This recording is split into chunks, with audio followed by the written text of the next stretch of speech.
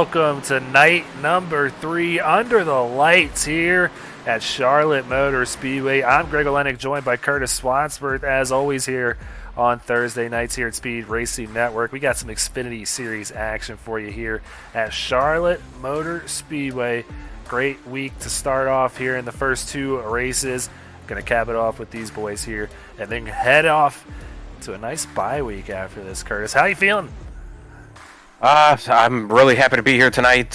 Charlotte Motor Speedway is about 2.5 hours away for where I live, so not exactly as watching it on iRacing, but I do know this track. I've driven this track a lot, so definitely excited to be here tonight and watch these playoffs and see what happens and see who sneaks their way in and who moves up through and then who falls. Yeah, both of us Carolina boys here. Very familiar with this track, but it is a make-or-break week. Like you said, for some of these guys, we've seen some playoff drivers in both series. The Cup and the trucks that have run earlier on this week have some trouble in their races. So we'll see if that is the case here tonight. We've got about 31 or 32 cars out there, so a pretty decent field to be had on this 1.5 mile oval. So let's go ahead, take a look at those championship standings there. Jacob Manning still with that number 1 spot, but it's a tight race up top between Jacob Manning, Tristan Bailey, Seth Reed, last week's winner Seth Berger, and you got Kyle Benson, Joseph Causey, all within 14 points there for that first 6 positions. But then another tight race there on the cut line. Michael Larch, 12 points to the good. Then you got Max Service there in the 8th spot, 9 points to the good, and then a tie right on the cut line for 9th place. Kyle Spees and Nathan De La Rosa, both +1 over Tyler Murray. And don't count out Hedgecock's Tiffany or Truett there. You see the lucky dog next to Truett's name. He's now in the mix too, just 15 points out. Ballesteros in the field tonight, though. He's going to have a lot of ground to make up, Curtis. Yeah, I was just going to say, look out, because Drew's back in the field. Guy that normally finishes in the top 10, pretty easily, it seems like, for him. So we'll see if he's able to gather himself back up of missing last week, dropping in these standings by a lot. I think he was, 6th or 7th last week in the points before, and now all the way back to 15th. And he's got a pretty good margin to make up, so he's got to have a really good night, and I think he could do it. Well, I think he can definitely do it too. He was the fastest in practice, so he's got a bad hot rod out there, and he probably practiced a good bit just to get as many points as he could here tonight. But don't take your eyes off that number 4 guy right there. Seth Berger has been just piling up these win stickers next to his name. Won last week in the Xfinity Series. As a matter of fact, he's won the last 4 races he's been entering here. Wait, did he win Tuesday? He did win Tuesday again. So he's kept the streak alive. He's going to be chasing down 5 in a row here tonight. I did mention that in our post-race last Thursday to see if he could go out and do it again. He said he wasn't sure about Charlotte. But I didn't get a chance to watch on Tuesday, so we both told him that. So we called the BS on that one and said, well, we'll see about that. We'll probably go out there and win. And he was like, nah, I don't think I'm that good at it. But going out and getting 4 wins, I think that definitely helps him and pushes that motivation and pushes that, Absolutely. I already got 1 under the belt this week. But really for him, it's been a crazy 2 weeks. 4 wins. Yeah. That's insane. That's going to be kind of a letdown when he probably finishes 2nd or 3rd in one of these races that doesn't go his way, and that's kind of funny if you think about it that way. Well, Seth, now if that happens, you got to blame Greg. No, not me. It's never me. All right, taking a look here at the Tier 2 championship as well. $50 going to the winner of this bracket. Brandon Domain at the top of the board after he just missed out on qualifying with that playoff lucky dog last week. His teammate Aaron Gerwitz 1 point behind him. And Ben Park 5 points back in 3rd. He is looking really fast here tonight as well. Mike Lepicki, Zach Deutscher are going to round out the top 5 here. Yeah, there's a few in this group I'm surprised that are towards the back, and then you got a few that are mixed in the top 8 there that probably should have made the playoffs. Brandon missed out by 1 point last week for that lucky dog, so... Yeah, that's happened to him a couple times here now, and it's kind of salt in the wound, but luckily here at Speed Racing Network, they give them something to race for after just missing out on the playoffs. So we'll see if Brandon can capitalize on another good night here tonight, see if he can pick up some gap over that 2nd place driver. But don't take your eyes off. Like you said, James Shamewolf, Lawton Slogger back there. You got Daniel Dow all those guys looking to make up some ground this week. So let's go ahead and take a look at the team championship bracket as well. Tank Racing still on their bye week since we're in race number 2 here of round 1 here at Charlotte Motor Speedway. So we'll take a look here shortly at that 2-7 matchup between JW Racing and Barr. And then you got Murray Reedy Motorsports going up against Phoenix Virtual Racing, a really good matchup right there as well. And then you got Jonathan Byer Racing taking on Highline Racing. So let's go ahead, take a look at that JW and Barr matchup right now. And not a bad week last week for Bobby Anderson Racing. Only 2 drivers in the field, but still only 38 points down. That is not too bad when you're going up against JW Racing. No, definitely not. JW Racing, like I said, other than Manning and Ballesteros when he's been here, they've been kind of struggling on the back end of their team, and I'm a little surprised, and I think we've talked about this a few times, where those guys, I mean, they were all pretty consistent for the first 3 quarters of the season. Then all of a sudden they just started having troubles, and it's not like it's their own fault or anything like that. They've just been caught up in other people's stuff, or just the tracks have not unfolded kindly for them or anything like that. I don't know what's going on there, but to be out to a pretty good lead for them, Barr still right there within striking distance, I would definitely be happy with. I'm sure they'd be happier to be a little closer or be in front of JW Racing, but for as strong as JW Racing has been for 3 quarters of the season, that's a pretty good balance to be right there still. Yeah, well, I think they're going to have their work cut out for them. I was just looking through the field, and I think there's only one driver here tonight for them, that being Zach Deuscher back there. So JW going to probably have a smooth sailing here in their first round matchup. So let's go take a look at that 3-6 matchup. That's Murray Reedy Motorsports going up against Phoenix Virtual. 8 points the difference here, 100-92 in favor of Murray Reedy Motorsports last week. And heavily carried by Tristan Bailey, Kyle Benson, both great finishes for MRMS. 5th and 7th, both of their names. Tyler Murray comes home in 19th. But look at that Phoenix Virtual side, 10th, 11th, 13th, keeping them right in the thick of this thing. Really overachieving, too, when you look at that average of 75.2 points per race during the regular season. Yeah, 8 points back from a team that's been on fire with wins from Bailey and Benson. That's a pretty strong feat to be only 8 points back after the first round. Looking at the lineup for tonight, you must have missed Spees. He's in the field tonight, so that makes 2 for Barr. Okay, yeah, so I didn't see Spees out there. Not seeing Bobby Anderson himself, though. So still only going to have 2 drivers. So you think this matchup is pretty close, being an 8-point gap. Take a look at the next one, the 4-5, living up to the hype here. JBR going up against Highline Racing, 87-84. Looks like a college basketball score there, but JBR with a 3-point advantage over HLR. Nathan De La Rosa, the best finisher in that Jonathan Byer camp, 8th place last week. Logan Truitt earning that playoff lucky dog with his 9th place last week. And then Josh Marcy coming home 21st. But then Seth Reed with that 4th place finish for Highline, really carrying that team last week. And if he can get some support from his other guys, Highline could really make the upset here. Oh, definitely. I think Highline could be there if Tiffany and Keith could make up a few more positions to help out Reed. But that other side, De La Rosa, Truitt, Marcy. Marcy not doing well last week, but he was in the field for a good amount of time in the top 10, but wound up going to the back. But if Marcy has a good night tonight with De La Rosa and Truitt, that could be really hard for Highline to make up points. Yeah, not actually seeing Marcy in the field here tonight. So there we go. There you go. Moving on now. Let's go ahead and take a look at the sponsors, as we always do here on Speed Racing Network. Silverback Tax Solutions sponsoring the green flag, as they always do. Check them out at silverbacktax.com. If you have any issues with the IRS, they'll get you fixed up. Sparkle and Shine Mobile Detailing. Go ahead and find them on Facebook. They will get you looking good this summer in that hot rod you got parked in the garage there. Butt Kicker coming on board to sponsor the Hard Charger. We'll take a look at those standings here in a moment. And TJ's Team Foundation at morethan-a-cape.org sponsoring the winning moment of each race. A lot of great winning moments so far.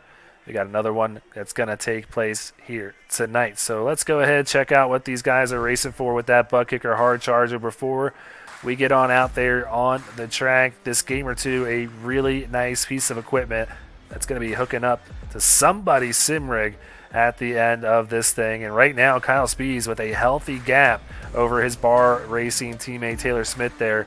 11.4 for Taylor Smith, 16.77 for Kyle Spees. Everyone else pretty much mathematically out of this thing. Yeah, and I don't see Taylor in the field tonight, so I think this should propel Kyle a little bit. But I think Kyle's been listening to our broadcast the last few weeks because I've been screaming at him to go out and qualify, and it looks like he did tonight. So that's not going to help him with that bucket award. But with Taylor out, I don't think he needs to worry about it. Well, starting 14th tonight, he can still pick up enough spots to maintain that average positions gained of 16.77. So at least he's not starting 30th. Yeah, for sure. So now night number 3 here at Charlotte Motor Speedway. Under the lights, you see the sun setting out there.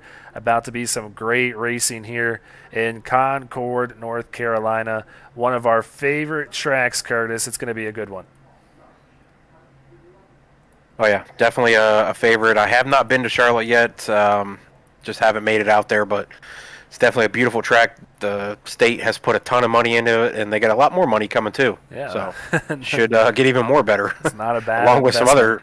Some other old tracks in the area with Rockingham and Wilkesboro being deposited money. That's super cool seeing those tracks being resurrected, but this one's been up for a while. And Seth Berger picking up right where he's left off here in the last couple of races, getting that pole tonight, but 15 thousandths of a second off his qualifying time is going to be Seth Reed there starting second here tonight. Craig Lautenslager and Ben Park in row 2. Kyle Benson, Nathan Sylvia in row 3. And we got, did you stop at Sylvia? Yeah. Sorry. Tristan Bailey starting 7th in the 4th row with Joseph Kazi on the outside. Those two can't get away from each other, it seems, with Max Service starting 9th, Aaron Gerwitz starting 10th, Michael Larch coming in 11th in the 6th row with Daniel Keith on his outside in the 12th position. Jack Hedgecock's in 13th. Kyle Spees finally qualifying tonight. Going to be starting 14th in the 7th row with Christopher Bishop in the 15th spot with Michael Lepicki in the 16th spot. Yeah, so that's a top half of the field here. 31 in total tonight, but all going to be chasing this man out in front, the 77 Berg Arts Ford Mustang, trying to make it 5 wins in a row. Curtis, who are you thinking about picking here tonight? I know you always like to pick a couple of guys, but you got to pick one. Who are you thinking? It's hard. I'd love to pick Seth, but I don't want to put a jinx on him. I don't think I've picked him this whole season so far. Reed, I picked the very first race, and he won. Benson, I've picked multiple times, and he's won. Kazi, I've picked multiple times, and he's won. So kind of a tough grab here tonight. I've been continuously selecting Kazi because he seems to win every time I pick him, so I just keep throwing it on him so nobody else claims I've got the jinx on him. So I'm going to probably go with Kazi again. He's got to get a win here in the playoffs to really solidify himself. I know he fell to 6th in the points after last week, dropping from 5th, so I think he could be a ringer to come from the, 4th row? Yeah, he's back there in 8th place. Not a bad pick. I'm going to go with the hot hand right here and stick with Seth Berger out in front. He's going to get the W tonight, make it 5 in a row. It really put these guys. In the front row. They spun in turn 1. Well, we'll see. It's not me, man. It's not me. That's all them. But that Silverback Tax Solutions green flag is back out here. Not sure what happened, but Seth Reed actually gets out to a big lead here after starting in 2nd. So I'm going to blame it on you. yeah, they probably will for sure. You picked Seth, and he instantly had a bad start to the race. So. Yeah, must have had a tire spin or something, but Seth Berger quickly back to 2nd. Reed out to the lead now here in this one.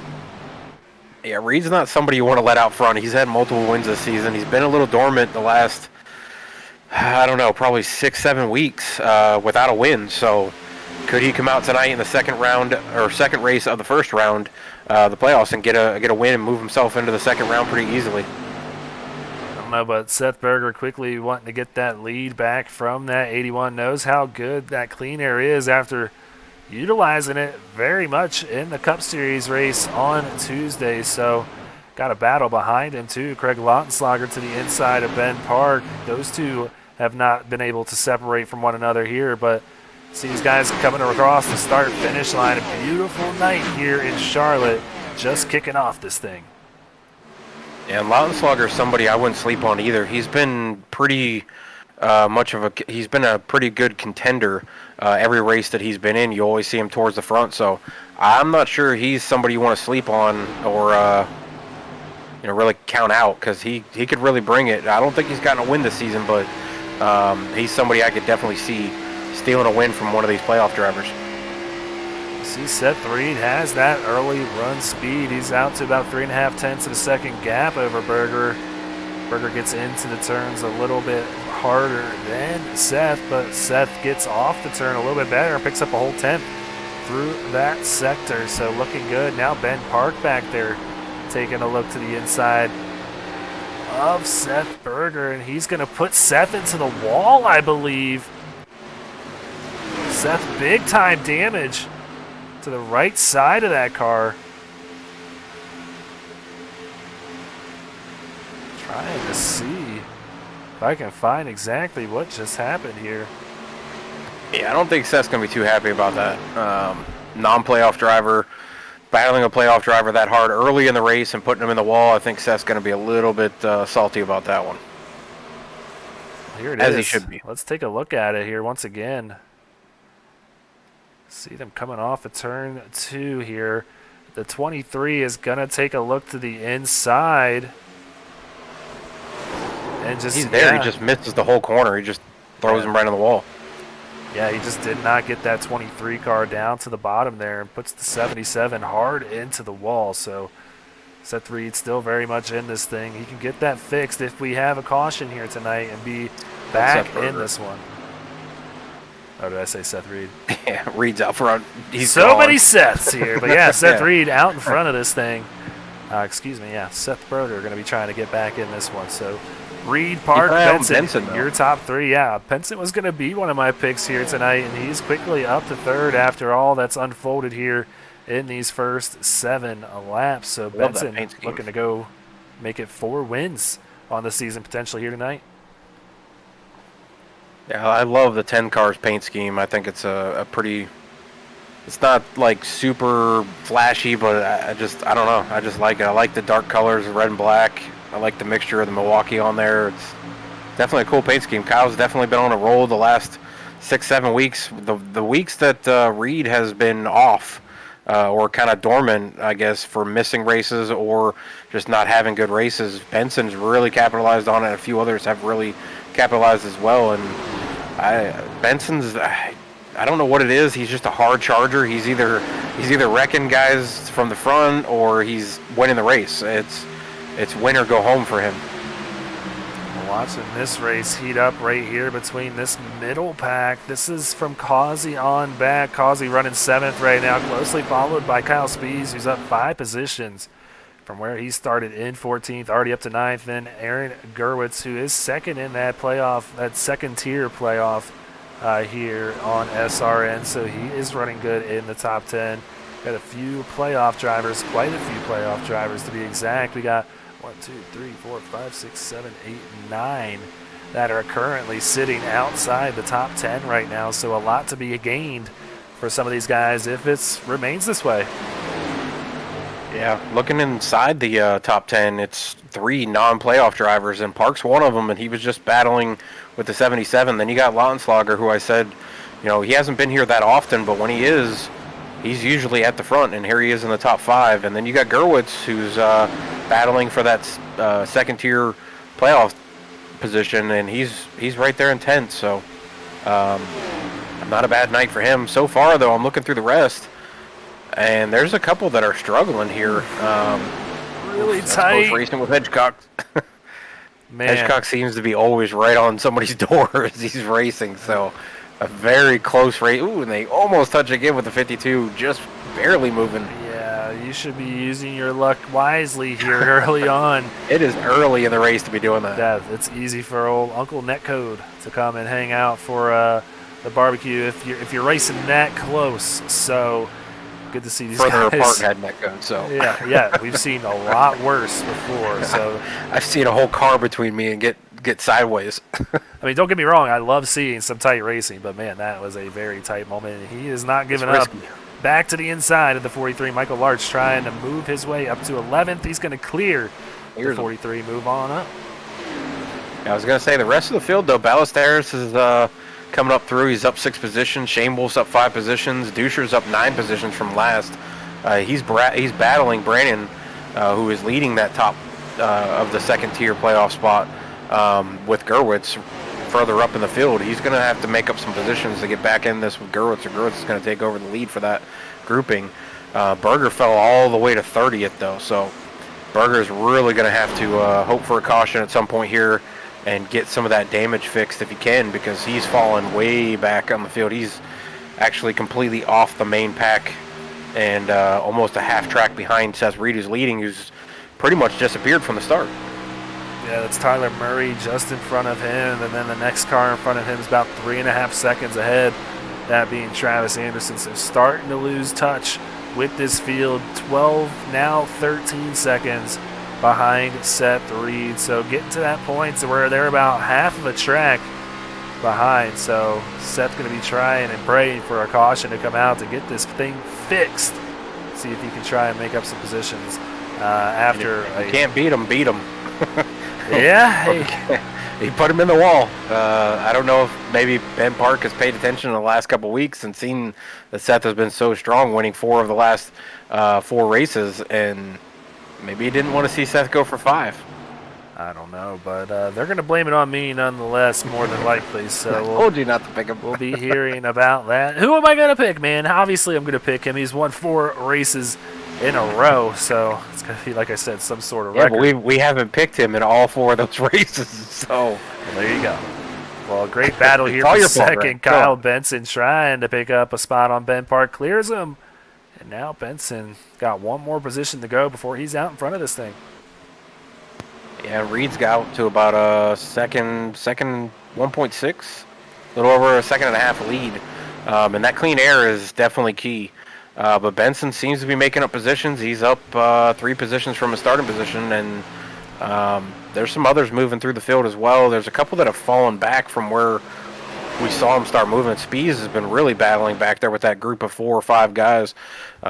He was up 5 positions at once. Now he's up 4 positions, so he's heavily battling. I think that's Larch that's trying to pass him now. Tristan Bailey trying to pass Ben Park, too, to take over that 3rd place position. So after Park moving up through the field, he's starting to take that fall back through the field. So next going to be Craig Lautenschlager to see if he can move on by this 23. But Tristan Bailey still working to clear him. I think he's going to do it right here. And now that 88 up to 3rd. Yeah, and those are 2 teammates, Benson and Bailey. So I think those 2 can definitely work together to go catch Seth Reed. But they've gained about 2/10 since I said it earlier when Reed was out to a 1.6 lead. But Charlotte is a race where it's that typical, either you go out really hard at the beginning and try to gain as many positions as you can, hope for a caution, or you lay back and save your tires and conserve and wait for the track to come to you, wait for other guys to burn their stuff off, and then you start picking them off one at a time and moving up through the field. So some guys we saw hard charging at the beginning of this race may start slipping back, like the 23, who charged up their 2 positions and got into it with a 77. Now he slipped back 2 positions, and he's back to where he started. So, but yeah, that's a big mover right there, up 8 positions. Yeah, currently the hard charger of the race to this point, up 8, like you said, and he's not stopping. He's got Chris Bishop and his teammate Jacob Manning, who also started back there around him as well. Jacob Manning up 7 positions so far, so he's currently up in 13th position. Currently our points leader on the season, but closely contested. He's got a long way to go before he starts gaining some more gap over the rest of the field in the playoffs. Yeah, and I don't know what the other drivers, the non-playoff drivers, I know they're battling for their own second-tier playoff rankings, but I don't know what a lot of them think when they look in the mirror and see that green on the dash, or green on the bumper and on the windshield. do they get a little nervous? Do they think I got to race this guy a little differently, or do they race thinking I got to race this guy hard because he's a playoff driver, so I know he's going to be fast? Ooh, service. Yeah. Slipped up the track and almost got into the 36 of Sylvia. Yeah, that was as close as it gets, I think, right Larch there. going to take advantage of it, though. Yeah, Larch is going to pick up a spot. So 2 spots lost there by the 89. So move Sylvia up to 7th, currently last in those playoff standings. He got wrecked out at last week's race, which didn't help his cause here towards trying to make the final. Oh, we got some contact between Max Service and Larch. Wow, Berger needed that, but it didn't happen. They saved it. Wow. You're going to have to go back and take a look at that save. That was a masterful save by both of them. And the guys right behind him did not run him over. But it bunched them all up. Bring that up again here. These two racing very close side by side. Then not sure if they went to go side draft or what, but Service just comes down into Larch, and they both make heavy contact. I don't know if you can go to far chase maybe and see if maybe Service thought he was cleared to go between the 36 and 52, or if he just got loose. He has a massive run. Yeah, I'm not sure if he just had room there to go to the inside of the 36 after that. He draft, definitely didn't have room. No, yeah, definitely did not. And I think he learned that. Not sure if he thought he was clear of the 52 or what, but they both keep it going. It was weird though when he got right to the bumper of the 36. It was like the 36, like his back end shook a little bit, so it was like he shook him off his back bumper and it threw him to the left. So that could have been that famous net code that we were talking about before, but I don't know. That was kind of weird. I don't know if he maybe thought he was cleared, or I don't know. That was weird. Action heating up back here, though, further on back. This is about 19th on back with Lipicki side by side with Daniel down there, and they were thinking about going 3 wide for a second back here. So this is a good pack between. I mean, you got Logan. I thought it was Reedy with Jovi Ray. Yeah, I did too when I came into the session. I'm not gonna lie, but 2 ones. There's 2 ones on that car, and that is in fact Jovi Ray making an appearance again after missing the last couple of weeks. Looking like Denny Hamlin out there, but man, this is very tight racing back here in the middle of the pack. It's weird to see that FedEx Denny Hamlin paint scheme on an Xfinity car, but Jovi's somebody that I kind of thought would be more dominant on the races that he shows up for, but he really hasn't been able to finish the race. He's gotten taken out a lot of races that he showed up for. Yeah, Jovi usually pretty dominant in the series, but he's had to get back into the mix of things, racing with these guys. It's starting to creep his way back up to the front, up 7 positions from where he started, currently in beat number 20. So let's head back up towards the front. Kind of single filing out in most of the track so far. Michael Larch and Max Service still mired back here in 8th and 9th, with Kyle Speeds rounding out your top 10, but starting to keep an eye on Seth Berger. He's currently 22.5 seconds off the pace. So I'm not sure what happened with Travis too, but Travis felt way off and actually is behind Berger. Yeah, he's got that 48 just behind him, as well as Austin Reedy back there too. So not sure if they're planning on like doing some drafting or what. That's Tyler Murray too back there. Weird to see Reedy back there. So a few MRMS cars not having the night that they want. And Tyler Murray and Seth Berger, both playoff drivers, are going to be begging for a caution here, because in just a few laps, that leader is going to be bearing down on them, putting them a lap down on this thing. Actually, is Reedy in the race? Yeah, Austin Reedy's 31st, but I don't think he started a lap, so I think we only had 30 cars out there on track here this evening. So yeah, that's currently Tyler Murray just behind him, Travis Anderson in the blue car back there. Gotcha. For some reason I'm not seeing him. When I click on him, he's not showing up on track. Yeah, no, he never gridded. Austin Okay. Reedy never gridded for the race. So. I was gonna say I'm not blind, but I'm not seeing a 1 car on track. Not sure what happened, but unfortunately did not make the start. So great battle here between Ben Park, Craig Lautenslager for the top 5 position. Ben Park kind of maintaining after losing a few positions early on. Showed great speed in practice Right The now, hornet's nest behind him, though. yeah, that is a hornet's nest back here with Max Service leading Kyle Spees, Nathan Sylvia, and you got Larch, Manning, Hedgecox, and Gerwitz in the mix too. Service and Larch, though, they rebounded from getting into their little tussle back there. Service able to make the pass and complete to lead this little group back. Ooh, Larch getting loose. Sliding in front of Hedgecock to go down to the apron. Saves it and comes back up on. That's the 09 of Gerwitz that has to go around him. Yeah, he lost a lot of time in a lot of spots there. Moved Larch back to 13th now. But Sylvia up here side by side with Kyle Spees. Great battle for 8th place.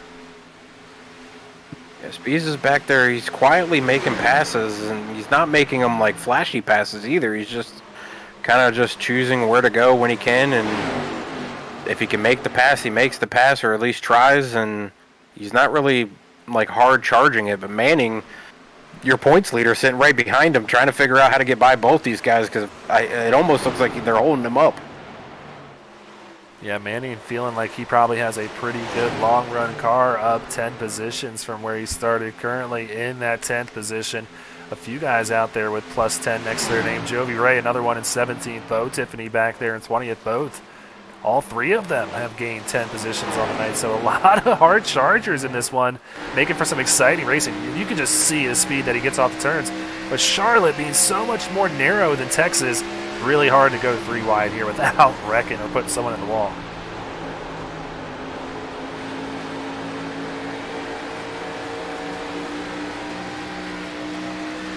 Taking a look on board, Jacob Manning here, and it's kind of weird seeing Speed Racer just in front of you staring at you as you're trying to hit your mark entering turn 1, but that's in fact what Jacob Manning has to deal with right now as he's picked up another spot, moving on by Nathan Sylvia for 9th. Sylvia gets really tight there and then loose on the exit 2 with cranking that wheel to the left to stay off the wall, so Sylvia might be losing to the handle on the car here in that 36 late on in this run.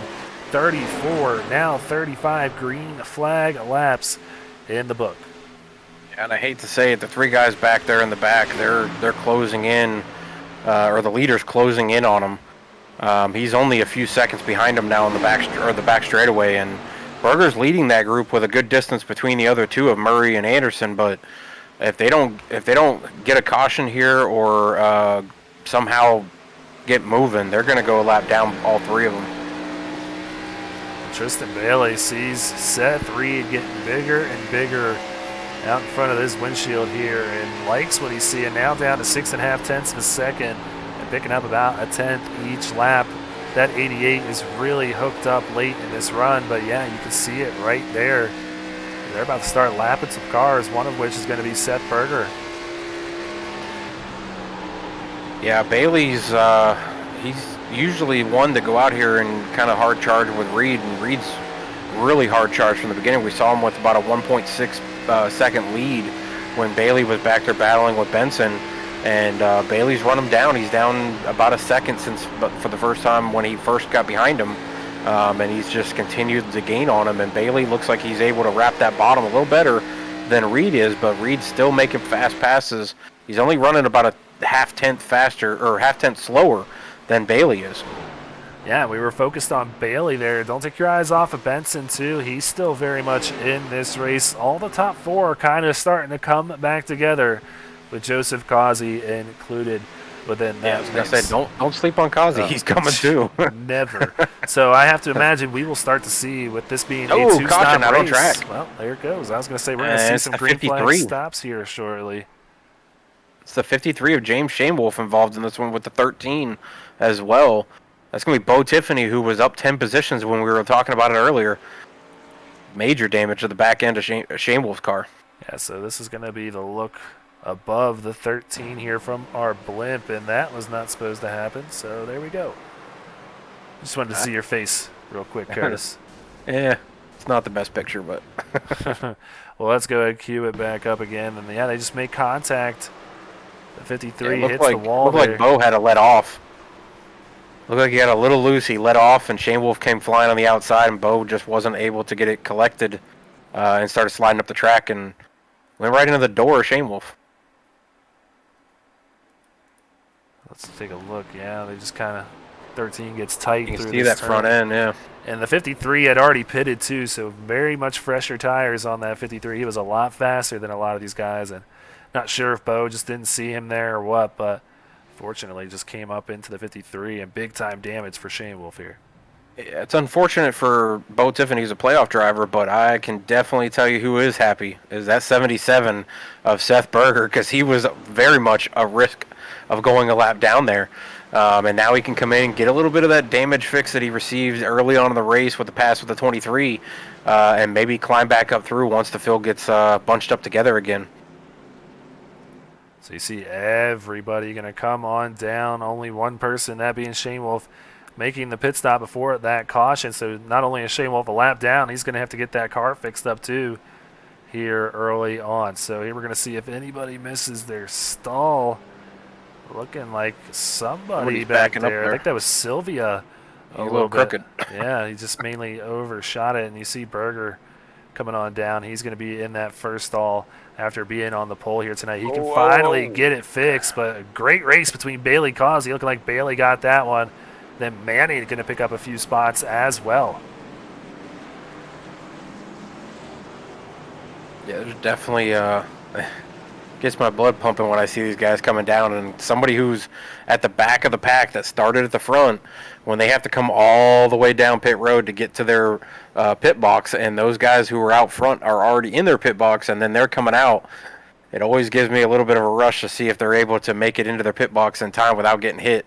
But it was close. Well, let's go ahead, take this opportunity to step aside, Curtis, run a few commercial breaks, pay a few bills here, and come right back with some more exciting action. Don't go anywhere.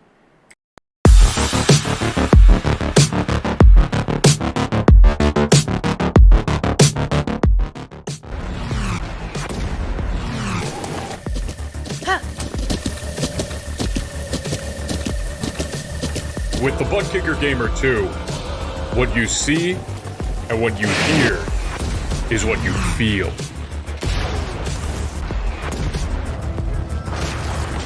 Butt Kicker. The future is feeling.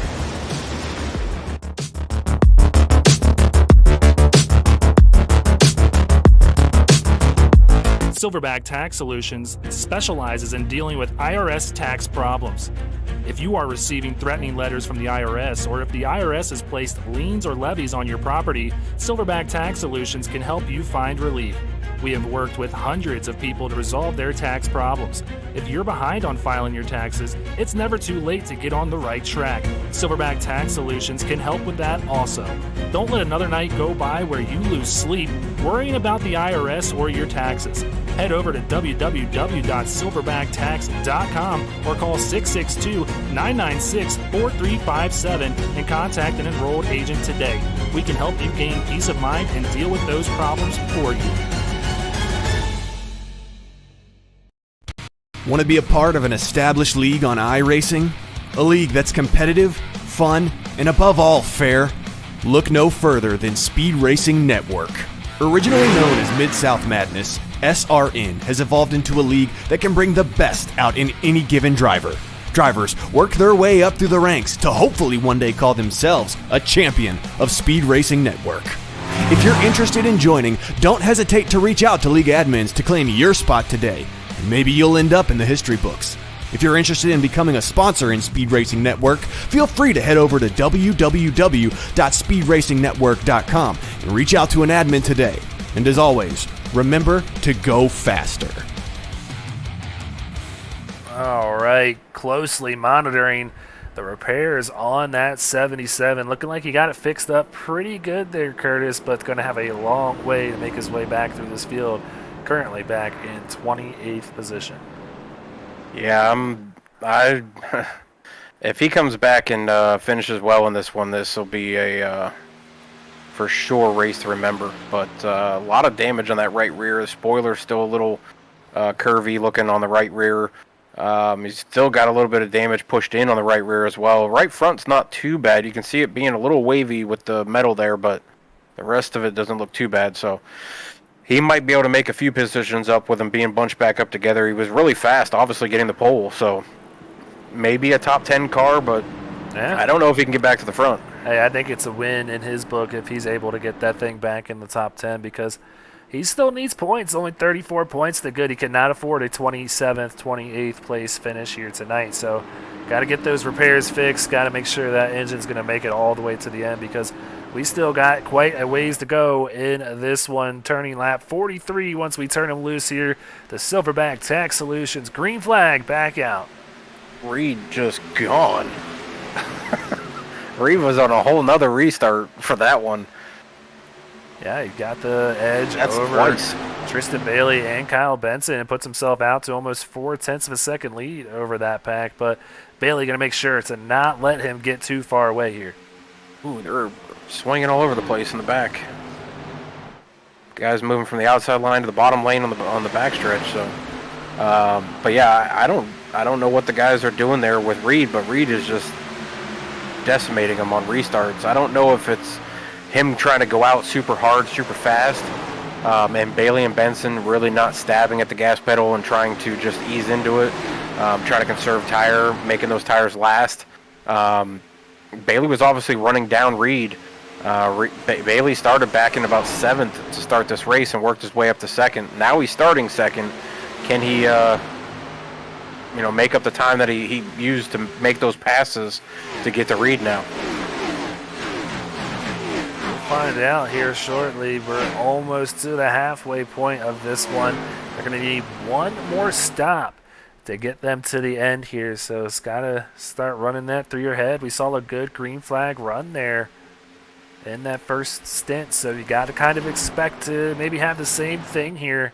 Kind of a reset for these guys that maybe burn their stuff off a little earlier on. But we got to save it a little bit better because if you're going to come down a short pit, you're going to have to stay out there a while. It does gain you time on the front end, but really start to lose significant time once you stay out each lap further. So always curious to see what line people decide to go with, whether they come down early or whether they stay out for a while.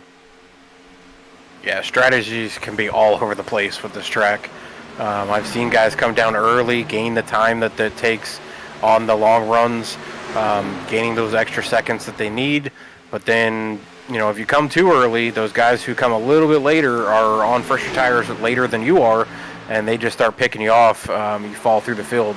And I definitely have seen guys come down early and get out to a huge lead and be able to hold them off. So it's just strategy plays into a huge part in this. Position plays into a huge part of this. Ooh, that's close. I wasn't sure Kazi was going to get down in front of Manning right there. That was close. Yeah, I thought they were both going to be taking a spin there, making contact, but stay headed in the right direction. So that's Jacob Manning. He's made his way up to 5th and battling hard with Kazi. So this could be a huge confidence boost for him if he gets on by this 42, knowing that this is probably one of his top competition for this Xfinity Series Championship this year. Tristan Bailey also in the top 5. Seth Reed also in the top 5. And oh, hey, Kyle Benson also in the top 5. So 4 of our top 5 drivers here in the playoffs currently find themselves in the top 5. The only one being Seth Berger, who's trying to make his way back up through the field, still back there in 28th. Yeah, you got 5 of the top 6 in the top 6 here. That's pretty crazy. The only one that's not there is Berger, and Berger probably would be here if he hadn't found the wall in the early part of this race. But I was just watching him to see if he was able to be a little bit faster, and his lap times are definitely a little off compared to everybody else. He's about 6/10 slower than the leaders, being at the back of the field right now, and he's kind of struggling back there. So the damage must be really, really bad for him, and that's definitely unfortunate. Yeah, you can just see the cars just pulling away from him, and it just doesn't sound like he's got all the horsepower in that engine left, and it's probably not running on full revs. Typically, when you're in these cars and you push the clutch in, they're supposed to be idling at 2,000 RPMs, but likely losing a few with that hit he took there earlier with the incident with Ben Park. So still could work out in his favor back here. 27th currently, but hanging in there currently, almost to that halfway point of this one. Yeah, and Park didn't have a good pit stop there. He fell all the way to 10th, so he's down 6 positions from where he was. 8 positions really from the position he took from Berger there. But I'm concerned with Reed. I know he's really fast. I know he's won races, but Charlotte's always a track where I want to conserve tire as long as I can and then go. And he's really charging. He's already out to a second lead. We saw him at that 1.6 lead before, and then Bailey started to run him down. Bailey and Benson are just kind of sitting back here with the rest of the field, just kind of cruising, just kind of on their Sunday drive, but on a Thursday already. And Reed's just gone. Yeah, we saw it last time with Reed. He got out to that big lead too, and Tristan Bailey was running him down just before we saw that yellow flag waving. So really heating up back here from about 4th on back. Causey leading this pack of drivers all nose to tail. Kyle Benson also in the mix too. You can see these guys lining up behind him. We'll take a ride with that number 10 looking out from his rear bumper here. Causey, first car in line behind him, but Causey's got his hands full here for once here. It seems like he's usually the one dominating, but I don't think Causey has the car he wants here this evening. Yeah, it's a little different here at Charlotte. You either have it or not, and if you don't have it, you just got to make do with what you got and try to make it to the end. I mean, a top 5 is still a good race for him. He's in the top 5 in the point, or top 6 in the points. But I'm actually kind of laughing back here. I'm looking at the top 10 right now.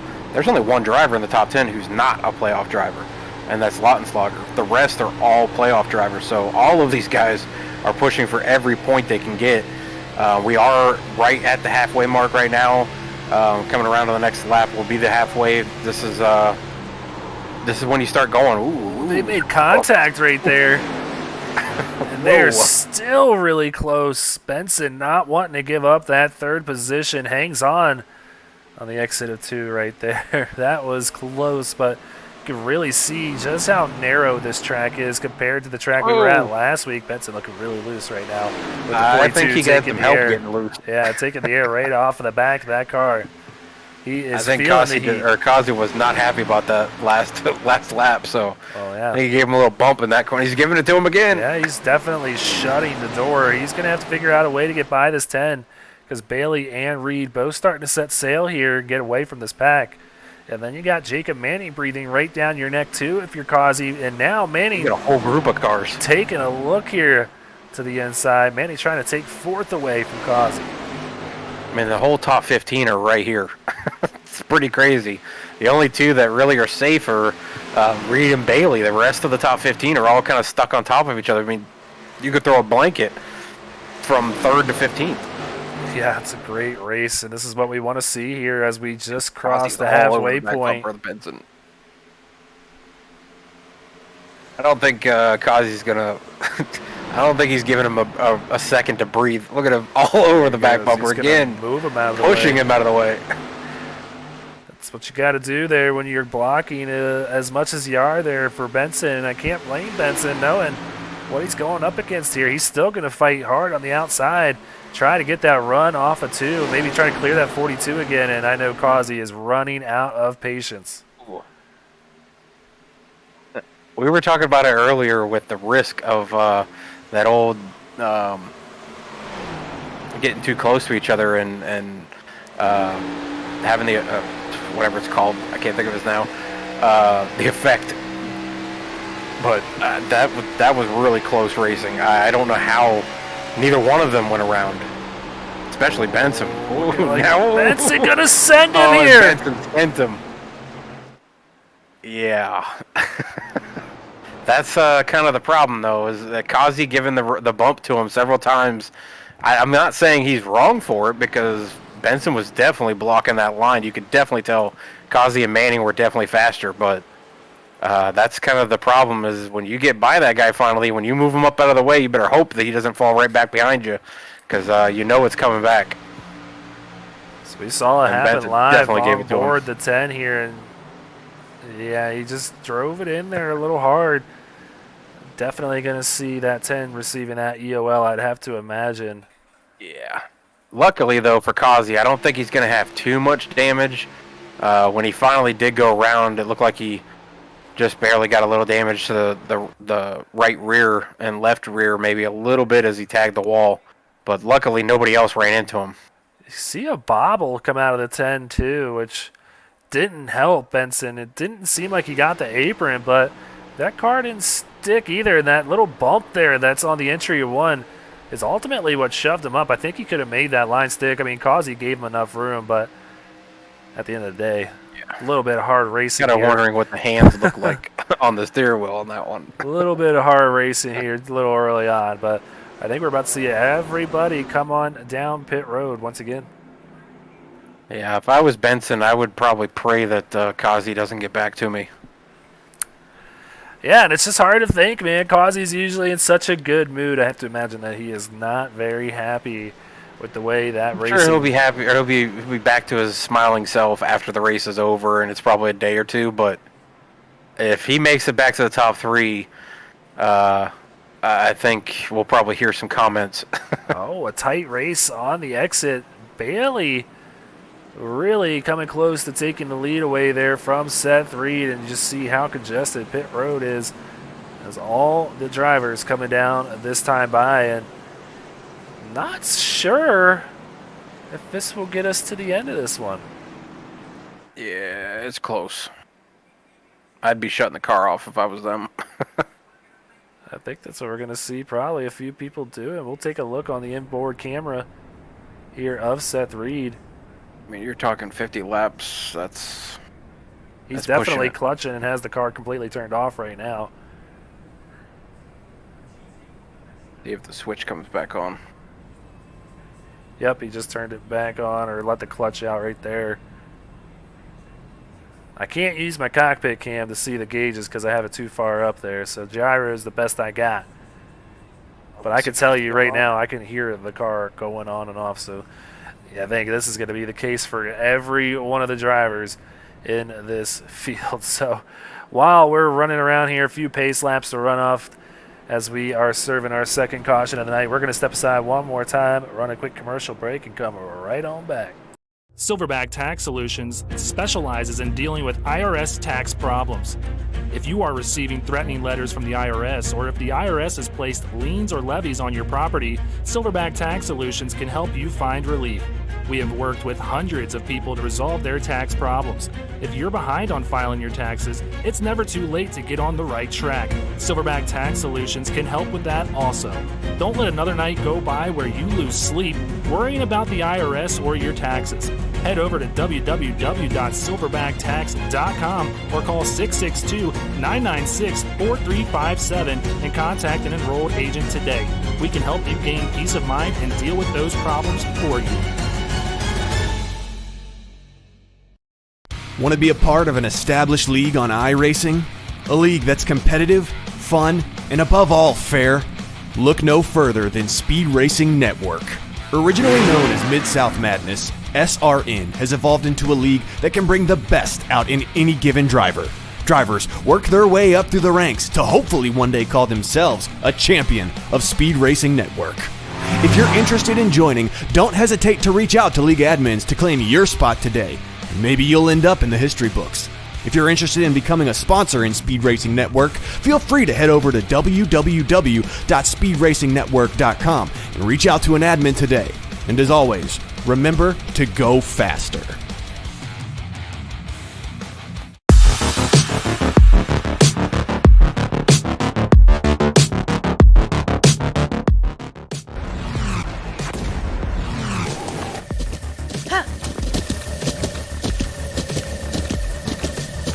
With the Butt Kicker Gamer 2, what you see and what you hear is what you feel.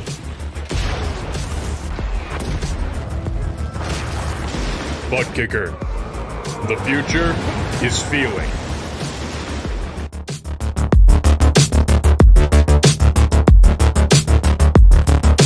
All right, coming back from this commercial break, Kyle Benson serving his penalty, going to the back of this pack. And Curtis, we were talking about during the break, a little bit of a surprising stat here. Not one tank racing car in the top 10 of this thing so far here.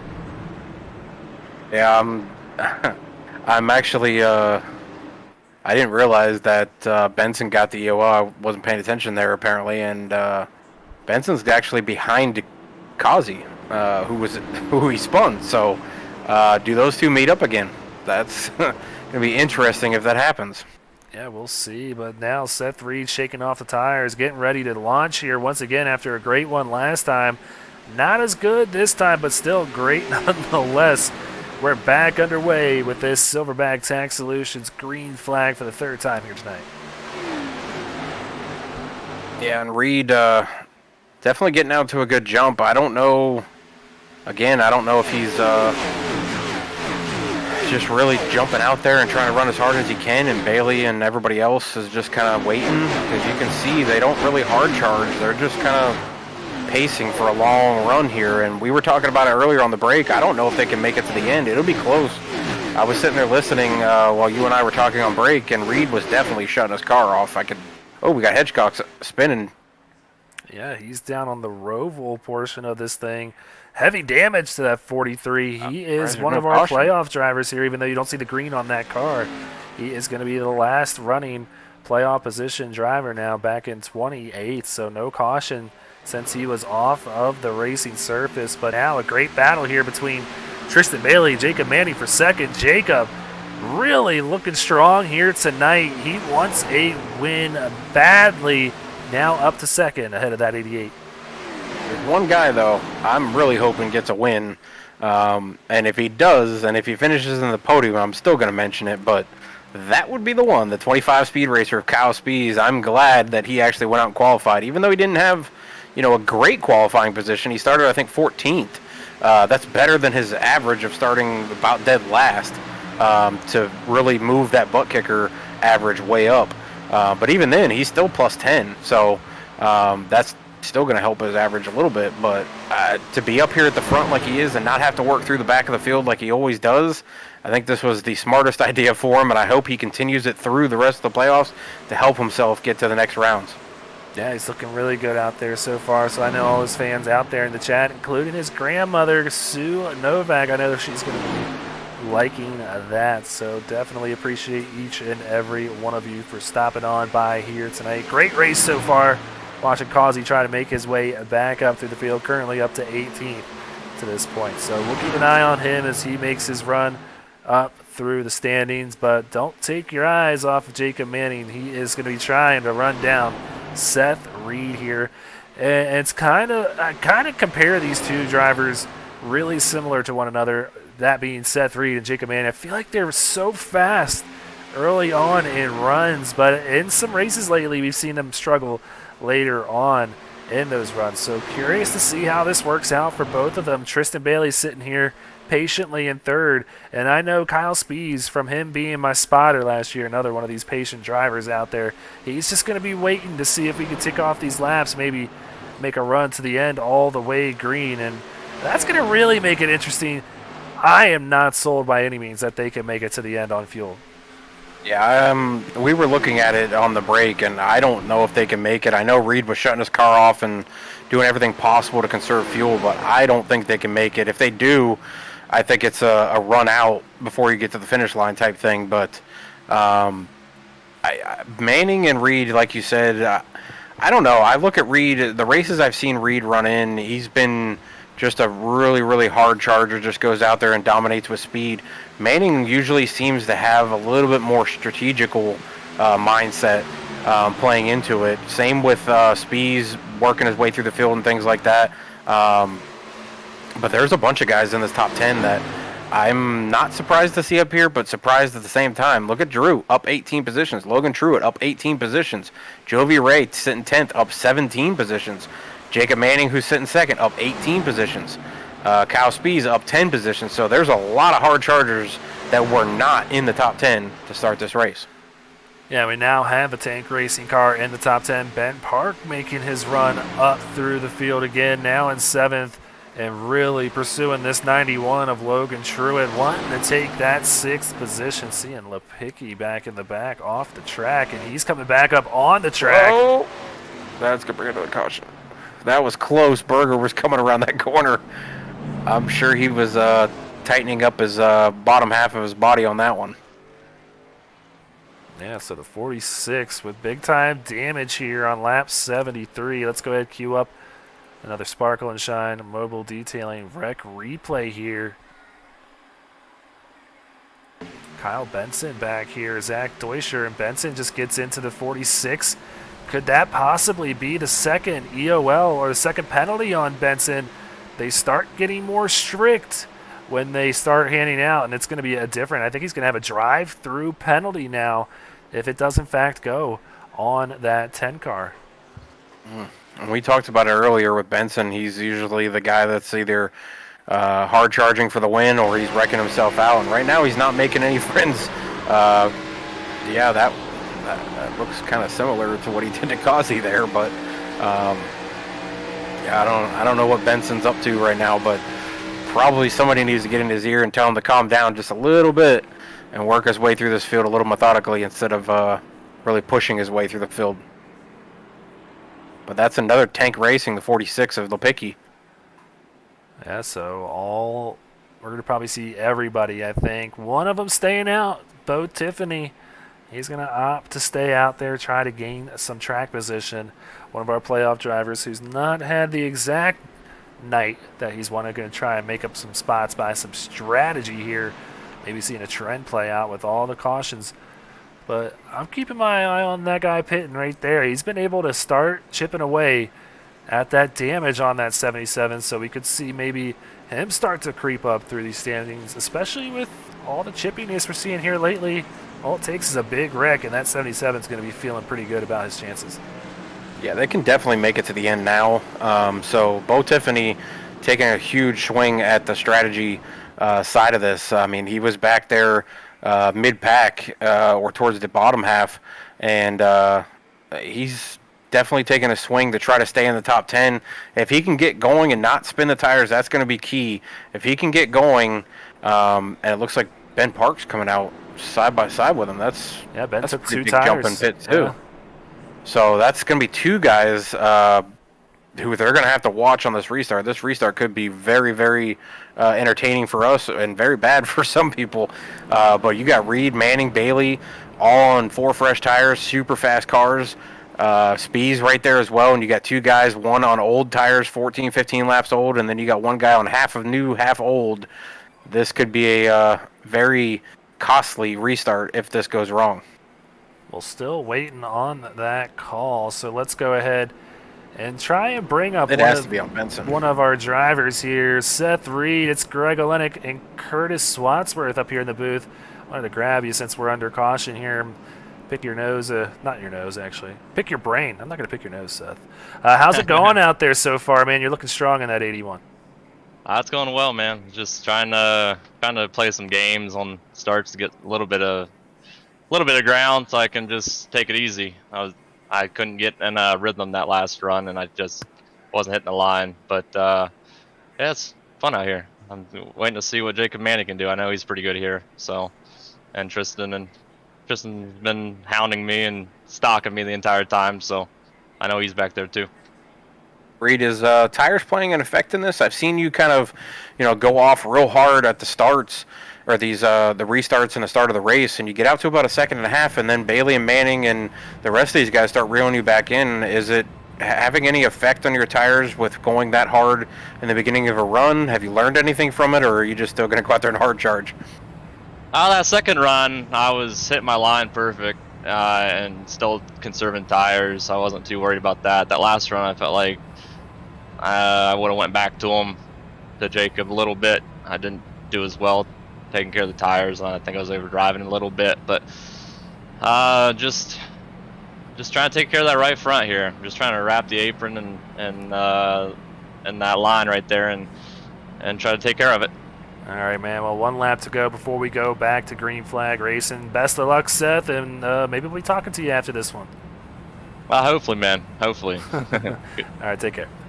All right, we got to talk to Seth Reed there, currently in second, just outside of the 23 of Ben Park, who got some good track position back after taking 2 tires in that last stop. So the 81 going to be primed to maybe take this lead back over and see if he can build that gap. Not going to have to worry about gas anymore. All these guys know they have the fuel to make it to the end. I'm kind of surprised that the 13 of Bo Tiffany stayed out and then pitted on the second round. Usually iRacing gives you a penalty if you don't pit on the first go round if you're a lead lap car. If you pit on that second go round as a lead lap car, it usually gives you a penalty, and he did. So I'm waiting to see if it pops up saying that he got a penalty or if they cleared it. But he should receive a penalty usually from iRacing for doing that. But he stayed out, got a lap led. That's a bonus point for him. I'm sure that's all that it was about, but kind of surprised he did that.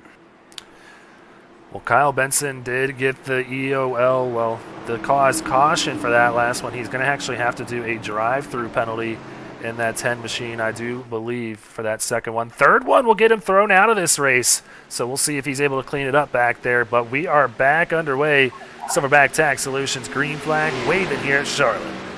I'm not sure what happened to Reed there, but he definitely got played on that restart. Park disappeared on him, and on only 2 tires. I'm surprised he was able to get going that fast, but Reed definitely did not get going, and Manning was able to get to the inside of him, and now he's challenging for second position with Bailey right on the back bumper of Manning, pushing him through the corner. Yeah, Manning going to have a tough time. He's not able to make it stick there. That car washing up. He's going to have to settle back in behind the 81. So Manning going to have to try and defend Tristan Bailey at the same time. Drew Ballesteros rounding out the top 5. Kyle Speedy's now back there in 6th. So, yeah, Vinny, it's true. That's your car, man. That was you in that 23. And still back where it used to be when you were in at Ben Park, leading the way for Tank Racing tonight. Yeah, I don't know how long he's going to be able to lead. He's going to have to hope for a caution to come out at some point here within the next 20 laps, because I don't think he can lead the rest of the race with Reed. Well, wow. Reed's going to take advantage right now. Just goes right on by. I'm not sure if 23 got loose there or what, but man, not what you want to see. I think he definitely got loose and had to let off. Yeah, now he's got a mirror full of the 50 of Manning. Manning going to take a look to the inside, and Bailey want to go with him too, so quickly falling through the field now potentially for Ben Park here. Set 3 trying to set sail as Jacob Manning is able to clear 23 easily. Whoa. He's getting really loose on the exit of 4 on these 2 tires. That's the problem with 2 tires. I hate taking 2 tires. 2 tires on these cars, they just don't feel like they should. And he is all over the place on these old tires on the left sides.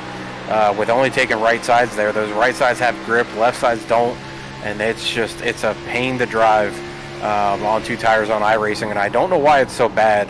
You wouldn't think it would be that bad because you see real life drivers take 2 tires all the time and they seem fine, but on iRacing you take 2 tires and it's like the left sides are on ice and the right sides are giving you grip, and it's just one to turn the car sideways. This car is screaming super tight to me right now with the way he's looking through these turns. You can see the motion and the wheel looks all right through 1 and 2, but 3 and 4 is not working with those 2 tires for this 23. So it's going to settle in here in 6th, but now has a mirror full of Lautenschlager as he's taking a look to the inside in that 99. Yeah, and I don't think this is going to work out well for him, because even if they drive another 10, 15 laps, does the entire field pit? If he's the only one that comes down from the top 10, if he's even in still the top 10, I don't think he's going to wind up in the position he wants to. He tagged the wall there going into turn 1 and 2, though. Yeah, he's going to lose 2 more positions if Gerwitz can get by him here. Yeah, Logan Schuer goes on by to move up to 7th, and you're right, Gerwitz, great nights, wanting to take that 8th position away from the 23. So, man, that risk not paying off for Ben Park right now. This is about where he was running in the pack. He's running about 7th or 8th when that caution came out, and already back to where he was. I have a feeling he's going to be losing a little more now with Max Service right behind him. And Kyle Benson, he's a lap down just behind him after serving that penalty. Nathan Sylvia going to round out that 11th position. Joey Ray up to 12th, too.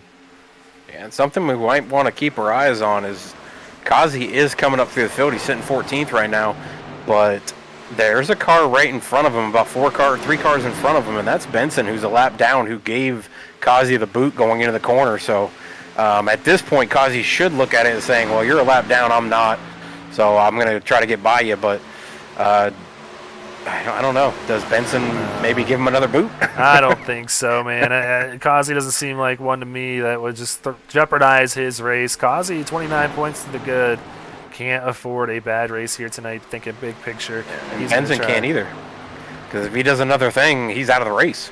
Well, Benson right now back in 27th. It wouldn't hurt him much more. He's only got 4 more cars behind him. True. So, yeah, he's now a lap down after serving that penalty. And but if a caution does come out, he'll be right back on the lead lap. So he can't afford to do anything. So him, Bo Tiffany, both playoff drivers, a lap down.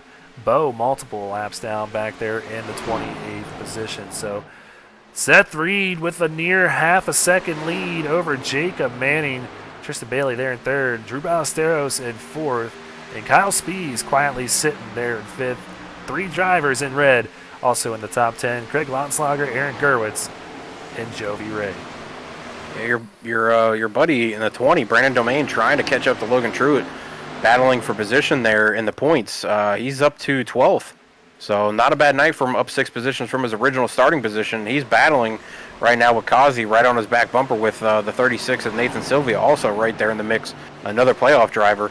Jovi Ray definitely coming through the field, up 17 positions. There's a lot of guys, actually, now that I'm looking at it. Manning up 18, Ballesteros up 19, Truitt up 17, Jovi Ray up 17, Duscher up 14. So there's a lot of guys moving through the field, but we've had some issues with a couple guys that started out front that obviously got sent to the back with Benson, Kazi, Berger, Bo Tiffany. Oh. There's a bunch. Mark. There's a whole bunch that have moved to the back, but these 2 up here, I don't care about what's happening behind them. They are racing for second position. Yeah, they are really battling it out here. No room. Got to sort it out. The longer they do this, the further Seth Reed gets away from them at the same time. So, going to have to figure it out. Neither wanting to give, obviously. You want to be in that second position so you can have a run at that leader. Ballesteros just kind of waiting to see how it works out. And I feel like Speed's being really patient. He knows that there's still plenty of time to go in this one. Saving his stuff for the end here, quietly back there in 5th. So, yeah. A lot of big movers through this one and some great racing in both championships so far. With the drop week, Lotslager would be slotted up in the top spot because Gerwitz finishing just behind him would be 1 point behind him now in that Tier 2 championship. Jovi Ray going to get his name in the mix too. That championship is going to be heating up. But this one is getting pretty good as they get real tight there through 3 and 4. These 2 are not giving up an inch. Yeah, Bailey going to clear him this time, and 50 of Jacob Manning going to try and go right back to work as he sees that 81. I was kind of surprised Ballesteros didn't get closer to the 50 and help him by Bailey. That's his teammate with the 50 and the 54, so I'm kind of surprised he didn't close in and maybe give the 50 a little help. Yeah, well, he's there now and see if he can get it done because next time by it's going to be 20 laps to go as you see the fire shooting out of the headers here under these Xfinity Series cars. My favorite cars, and they're putting on a great show for everybody out there tonight. So if you like what you're watching, please hit that like button, hit that subscribe button, hit that little bell so you know exactly when we go live each and every week. And speaking of each and every week, let's take a look at that schedule. We're down to the last 5 weeks after this one. We're going to take a week off next week, come right back after everybody celebrates for July 4th, and head to Michigan to finish off this round. And then for the round of 10, we're going to head out to Chicago, Nashville, and one of my personal favorites, Kentucky Speedway, to round out that round of 10. And then we're going to take those final 5 drivers, drive on down to Miami, and get ourselves a champion from our August 2nd to the 4th. So nearing the end, we could see it. It's almost here. Yeah, next week's going to be kind of crazy, though, with our off week here. I wasn't even thinking about it when you mentioned it earlier about you broadcasting on Monday. I'm actually broadcasting on Thursday for the same exact league. I wasn't even thinking about it, but it's the Indy cars. Well, I guess that worked out, huh? Yeah. You were almost double booked. No, yeah, that's exactly right. Thanks for mentioning that. We're going to have a broadcast on Monday for the Shake and Bake Cup Series. So we will have some action here on Speed Racing Network, filling in for Pete next week as he's unable to do their stream. So going to have a little bit of a different series for 1 week. Should be some good times, getting to know some new people. Definitely come on back Monday at 8:30 p.m. Eastern time. So back out front, Seth Reed liking what he's seeing in that Brewdog Chevy Camaro. Clean air for that 81. And down to 17 laps to go. Those laps ticking off for everybody behind him. Yeah, I don't know what happened with Manning's car, but he just seems to be a little bit off with this run. Ballesteros and Bailey both got side by side with him. Not as long of a side by side battle between Ballesteros and Manning being teammates, but both able to clear Manning, and they're kind of pulling away from him a little bit now. And I don't know how much longer Speeds can wait. We've got coming around to 16 to go. He's gotta make his move now to get in that top 3. We'll see if he does, but Logan Truitt gets on by Craig Lautenschlager for that 6th position, and really impressed with this 91, which is why I just had to scoop him up in those later rounds for that all-star race. Just knew the talent that he had. Just haven't seen the finishes come out of that 91 camp, but got it last week with that 9th place, getting that playoff lucky dog, picking up right where he left off, flipping that 9 over and running 6th here tonight at Charlotte with 15 now laps to go. So we'll see if he's able to maybe crack top 5, running down Kyle Speeds at the moment. Yeah, and we were talking earlier about, or you just said about the All-Star race, and the winner of that race was Seth Berger, and he's made his way back up through the field a little bit. He's now up at the 20th. And I was just looking at Kazi too there. Benson's still stalking him. Obviously, Kazi knows that Benson's had 2 issues tonight. Can't really risk anything. Andy is a lap down, so if a caution does come out, Benson could risk that if he does have any issues here. But Kazi's definitely making his way back up to the field, up to 12th now. So gaining a few more positions, and Berger, I just wish he hadn't gotten into the wall there in the first couple laps. You can definitely tell that car's still damaged, does not have the RPMs, he just doesn't have the engine anymore, and it's unfortunate. I think he was a real contender to go for five in a row. Well, Logan Truitt does indeed crack the top 5. He's moved into that pay window there in 5th place, and trying to bring Lautenschlager with him. Kyle Speeds just doesn't have that speed this run. Surprised to see after his hard charge towards the front, but a 6th place finish, if he's able to maintain that, would be a great run for that 25 here this evening. So we'll keep an eye on this battle as it's still heating up behind the 91. Lautenschlager going to take a look to the inside. And Bailey is closing in a little bit on Reed. He's gained about 3/10 over the last 6 or 7 laps. Ballesteros has only gained a 10th on Reed, but he's still stalking Bailey as well. Right behind him, only about 2/10 behind Bailey. So if these guys can creep their way in, it could come into a last lap maybe thing for Bailey and Reed. And we've seen Bailey in the last lap situations give the nudge to the guy in front of him. So we'll see if that happens again. But Reed has just been on rails all night, starting from 2nd all the way till now. He's been pretty much the leader. Other than a few laps here and there. Yellow. Oh, caution out. This is going to stack him back up, and it's going to get crazy. It's Hedgecox and Anderson. Big time damage there for Hedgecox. Surprised he's still out on track. Yeah, he had already had a heavy amount of damage there. Let's go ahead. Oh, and Anderson's still wrecking there. Both looking like the modified race here. Yeah, no kidding. Take a look at the Sparkle and Shine Mobile Detailing Rec replay. Looks like the 48 gets into the 43 here. Sends him spinning off a 2. Murray gets out of the way to dodge him. And Hedgecock's How going to did come Anderson wreck on that then?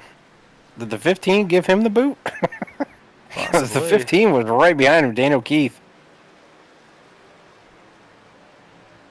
I don't think so. Yeah, he did. So just an accordion effect here. Everybody wrecking down the backstretch, it looks like. I don't know if Hedgecox and Keith are on the same team or not, but that looked kind of odd there. Well, it looked like almost a teammate payback, but if they're not on the same team, it wasn't. But that was a little weird. Well, with 10 laps to go, we're going to see everybody come on down pit road, and I'm actually kind of surprised to see nobody taking that risk of maybe staying out. I know for sure we will see some people taking 2 tires. I'm actually kind of surprised Berger didn't go for it. Aaron Gerwitz goes for it with the 2-tire call and comes out in front. Yeah, I'm kind of surprised Berger didn't stay out. He was back in 20th. This could have gained him a few positions. They're only looking at maybe, 7, 8 to go when they go green again. I don't think he would have fell all the way to 20th, so this could have gained him, 5, 6 positions by the end of this if he would have stayed out. So I'm surprised he didn't. Well, this is huge for Aaron Gerwitz. Probably going to take that green flag to possibly finish this thing with 7 laps to go. Now, we saw earlier it didn't really work out for Ben Park, but maybe it works out for this 09. We'll see if it works out indeed. Aaron Gerwitz to the point. Yeah, and this is going to help him in that second-tier playoff spot, too. I think he was back, 24th or something? He was towards the back end of that second-tier playoff grouping, so this could definitely help him as well. Well, we're going to go I just don't know if you can hang on to it for that long. We're going to go ahead, step aside one more time, and run a few commercials. Come right back with the finish of this thing. Do not go anywhere.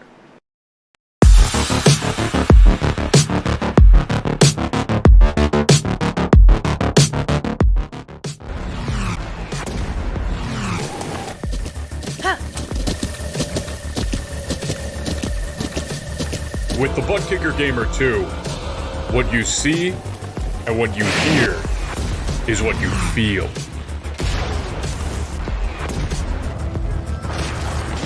Butt Kicker. The future is feeling.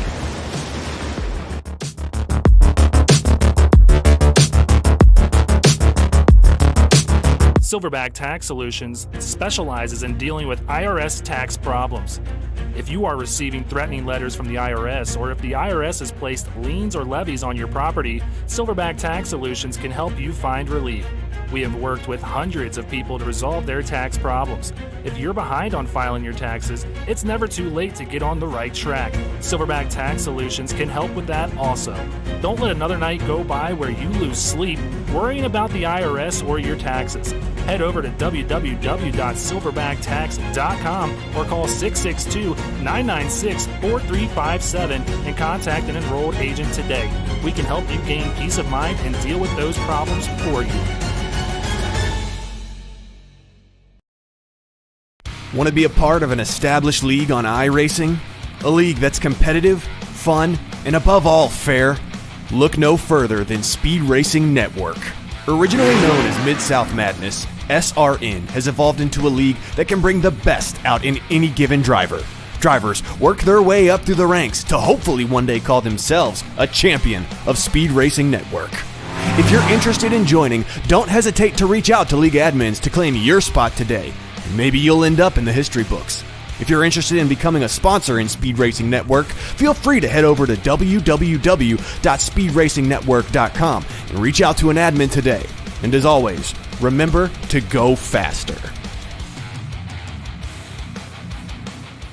All right, back here out at Charlotte Motor Speedway. Going to get this thing kicked back off. The pace car lights are off. And a new leader out in front, Aaron Gerwitz. Is going to try and hang on to the lead once we get this thing kicked off with 7 laps to go. We've seen people try the 2-tire strategy. Didn't work, but why not? Nothing to lose for the 09 here. Really surprised to not see more people try this out. Yeah, we were saying in there at the break, I'm really surprised Berger did not stay out. When Gerwitz decided to stay out, he was in front of Berger. He saw another car stay out. I'm surprised he didn't go up there to try to take the front row, being on old tires, both cars. I don't think he would have fell as far as he's at right now with 16th, and I don't think he's going to gain as much either. So, wow, and I think we just saw Aaron kind of trick Seth Reed there. Seth jumped it a little bit, it looked like. That's going to help Bailey. Yeah, Tristan goes right on by and immediately puts the 88 on the bumper of that 09. Look at that one again. And the 81 taking a Reed spin. goes around. Ooh, that's crazy. And exactly Reed what Aaron going to the back Gerwitz now. wanted there. I mean, he's now going to have a green-white checker opportunity, it looks like. Looks like Yeah. it'll be one in regulation, but If he can do that again to Bailey, he could win this. wow. That's shocking for Reed. That's horrible for him, but oof. See who they put this one on. Did he get loose or did he have help? Well, let's take a look here. I think This he gets got loose on cold He tires. Everybody does a great Manning's job. gonna have some yeah. damage. Manning saw it happening in front of him, eased off enough. Yeah, let's take a look. Both of them only gonna have slight damage. Jacob Manning here. His vantage point.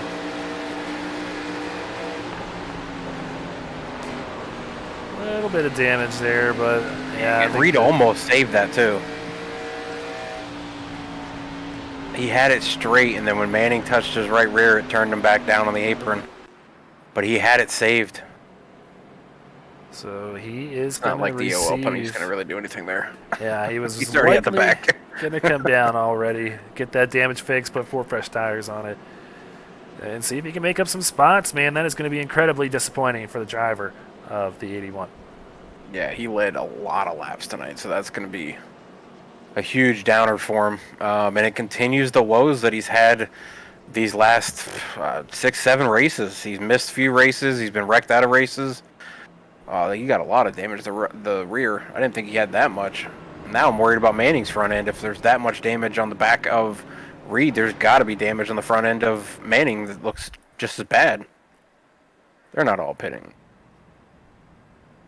It's not too bad there on the left front of the 50. He could probably make that work for 3 or so laps that we'll have here at the end. So I think he'll make do with that. But yeah, a lot more there for Seth Reed indeed. There were some other cars wrecking after Reed was already down on the bottom, stopped. I'm not sure what happened there with the 23 and 15, but they were also wrecking long past the 81. Let's take a look. Why don't we? We can cue that up here. Here's a look at Ben Park in the 23 from the blimp cam here. That's Seth Reed wrecking there.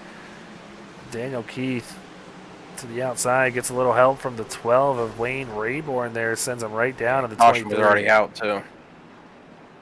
And yeah, that's That's been a kinda good night surprising. in the 23 camp, to say the least. No, he's had some wrecks and caused them, and then also have been involved in a few. So they always say what goes around comes around.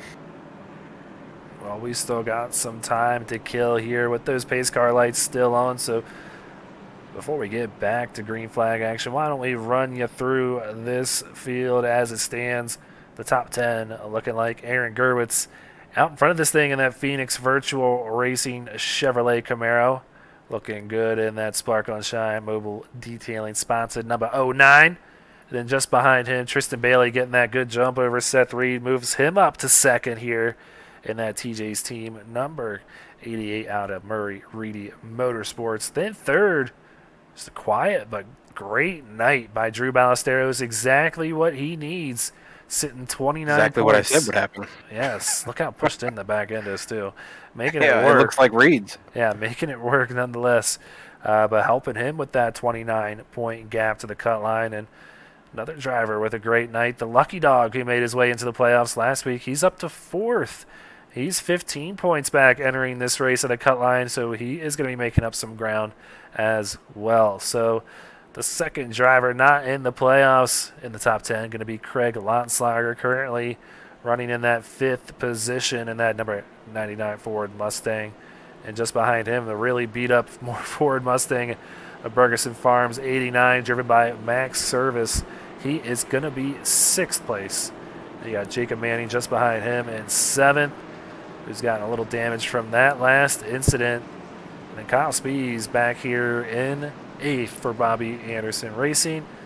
Ninth place going to go to Michael Larch on that 52 Chevrolet Camaro. And then Nathan Sylvia is going to round out that top 10. Yeah, that 42, though, is stalking the top 10. I think he's going to wind up in the top 10 by the end of this race, so I would be watching for him to make a few moves to make a couple more positions up. Sylvia and Larch better not get comfortable sitting in that 9th and 10th spot. And Seth Berger, too. He's up to 17th after all that's unfolded and his wild roller coaster of a night here. And see if he can maybe crack the top 15 by the end of this thing, see if he can pick up a few more spots. So pace car lights looking like they're going to turn off here. We're going to turn them loose. I believe this should be a regulation green-white checker here. We're going to have 2 laps to sort it out amongst these guys. Can Aaron Gerwitz get it done? he plays games like he did in the last restart and can trick Bailey like he did with Reed, I think he has a shot. Ballesteros is sitting right there, though, in the same spot that Bailey was in, but he's got damage to the right or to the rear, so I don't know how much that damage is going to hinder him, but this is a restart for all. He got him again. Bailey did the same thing right there. What is he doing? He gapped Ballesteros, too. Got them, and with 2 laps to go, we'll see if the 09 can hang on to it. Ballesteros coming quickly through turns 1 and 2. Gerwit's going to have to pick a line here and defend. They're getting wild back there, side by side, heading into turn 3. Spies and Lautenschlager are banging bumpers there. Yeah, these old tires are not going to help the 09. Well, he's still hanging on. He's still out in front of this thing and taking the white flag. And if they get side by side Bailey here, trying to get in between, and they're gonna throw the caution flag out. Oh, that's gonna suck. That because really I don't think Gerwitz was in the lead. I think he was. Was he? All right, that's all right. Go for round 3, third different driver on the outside. Then Gerwitz has got to do it again. But what did he learn from that restart there? Oh, we've seen this before, too, where he crossed the line. We saw the white flag, and then the caution comes out. It should be over. Yeah, it really should. We've seen this happen before. And right then, man, with the race heating up there between that 88 and 54. I think that was the 77 that went around, too. Berger all the way back to 20th now. Seeing a few drivers involved. That's crazy. I'm surprised they're not throwing the checkered on that. Yeah, I even have the white flag registered on my SDK here. Yeah, so do I. Plus, it's reading 111 laps completed. Man. That makes me I'm sick surprised the admins don't throw that one. They usually stick to whatever the call iRacing makes, and unfortunately, the wrong one here tonight. So let's take a look at the Sparkle and Shine Mobile Detailing Rec replay again here. I feel like Brandon Domain might have been involved in this one with his teammate there. Danny Dow gets really close to Sylvia, and they both go spinning through the infield. And Berger gets turned by Benson. Oh, was that Murray that smashed into the wall, too? That's a hard hit for the 16. Benson went through there very quickly. I think he ran right in the back of the 77. Oh, yeah, he got a little bit of assistance there. Oh, he shoved the 20 right into him. And then he went around. So his woes continue on the night. Let's take a look at Tyler Murray's perspective here. Who's in the 22? It's Chris Bishop in the 22. Oh, okay. Ouch. Hedgecock's in this again. I don't know how his car is even on track. Anderson in it too. Both of them look like modifieds. I don't know how they're even still in the race.